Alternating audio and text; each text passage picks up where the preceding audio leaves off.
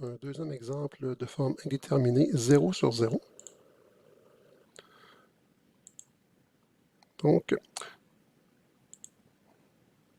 calculons la limite. Lorsque x tend vers 2 de 1/2 moins x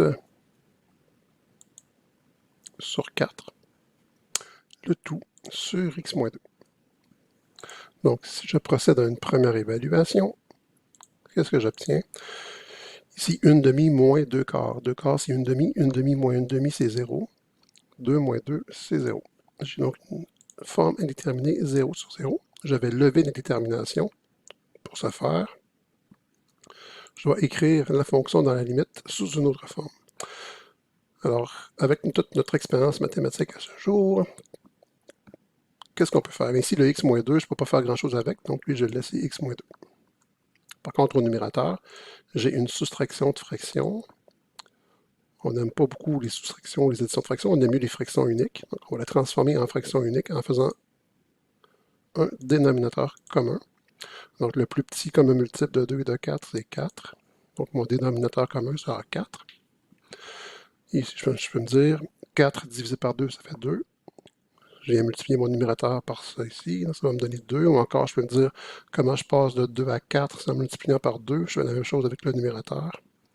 Et pour l'autre ici, bien, on est déjà sur 4. Je n'ai pas de changement à faire. Ou encore 4 divisé par 4, ça fait 1.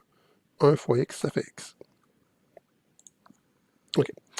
Maintenant, j'ai une fraction combinée. Je vais la transformer elle-même en fraction unique. Je vais avoir la limite lorsque x tend vers 2. Au dénominateur, j'ai toujours mon x moins 2. Mais mon x moins 2 ici va venir multiplier mon 4. Donc, j'aurai 4 fois x moins 2. Et au numérateur, j'aurai mon 2 moins x. Si je fais une étape de plus, 2 moins x et x moins 2, ça se ressemble beaucoup.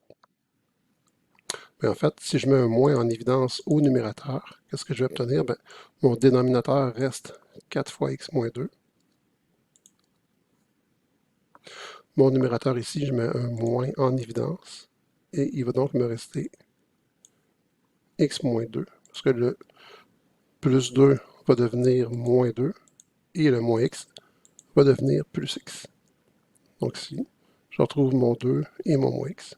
Maintenant, je peux simplifier mes x moins 2.